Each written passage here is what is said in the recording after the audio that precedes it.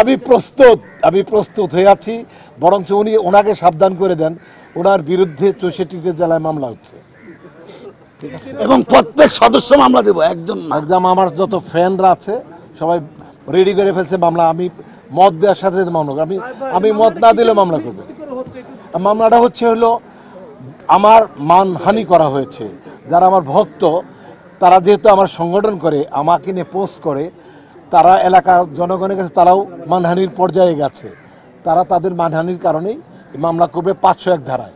নিপুণের ব্যাপারে আমরা 19 সংগঠনে কথা বলার পরে আমরা যে সমস্ত অনাকাঙ্ক্ষিত ঘটনা ঘটছে এগুলো আমরা তাদেরকে বলেছি, তারা অবগত, কারণ আপনাদের মাধ্যমে মোটামুটি সবাই এগুলো জানে। তবে তারা এটা তো নিপুণকে আমাদেরকে আশ্বস্ত করেছে যে তারা 19 সংগঠনের পক্ষ থেকে সাবধান করে একটা চিঠি তারা প্রেরণ করবে। নিপুণকে যেহেতু চিঠি পাঠাবে, সেই সাথে আপনাদের শিল্পী সমিতিকেও চিঠিতে পাঠাবে, আপনাদের পাঠানোর কারণটা আমাদেরকে যে আমরাও যেন এই ধরনের কথাবার্তা খুব সাবধানেই থাকি, মানে এরকম কথা না বলি যেটা মানুষের কাছে হাসির খোরাক হোক চলচ্চিত্র শিল্পী সমিতি। আমাদের 19 সংগঠনে একটা মত বিনিময় হয়েছে, সেইখানে তারা একটা প্রশ্ন করছে, শিল্পী সমিতি একটা প্রশ্ন করছে আমাদের সংগঠনকে।